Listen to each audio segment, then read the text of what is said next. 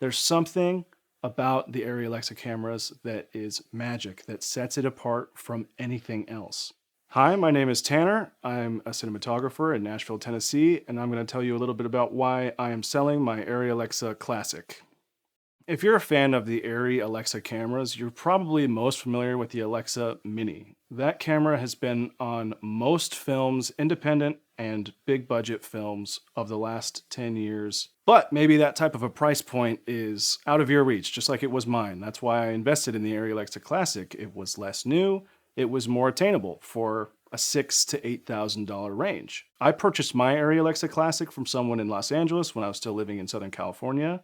He said he was selling his camera because he was investing in the Alexa Mini LF, one of the newer large format cameras that ARRI manufactures. At the time when I purchased it, it had recently been calibrated and serviced by ARRI in Burbank, and that put my mind at ease knowing that it was something that, despite its age, was still going to perform very well. Considering that you're only shooting 2K ProRes Quad 4, I never needed to worry about storage. Using an S/S card reader, transferring to external hard drives, editing or coloring in DaVinci, Adobe Premiere, Final Cut, my computer never had an issue processing these files. It was so seamless and they looked perfect. In the 2 years that I've owned the camera, I feel like so many people were demanding 4K resolution or 6K, even 8K, and at one point 12K, and it never made sense to me. I learned that 4K is pretty much the peak for the way that our eyes can process images. Not considering CGI and post-production to a larger scale, that's not something that I ever had to deal with. But the 2K files looked superior to a lot of people's 4K footage. The form factor of the ARRI Alexa Classic was one of the first things I noticed would be a challenge. It's about 25 pounds. It is a tank. I like to call it a three-man cam because it's not something that was ever intended for single shooting jobs or small independent music videos where one person is operating, directing, all of the above. It is a very heavy camera to pack, unload on set, and operate. This type of camera was designed to have a team of people dedicated to production sound and Foley and sound design in a post-production workflow, and this camera just doesn't have anything to reference.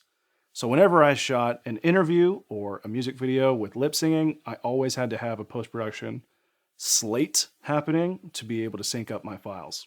One of the things I thought I was going to be able to do more of owning the ARRI Alexa Classic was rent it out.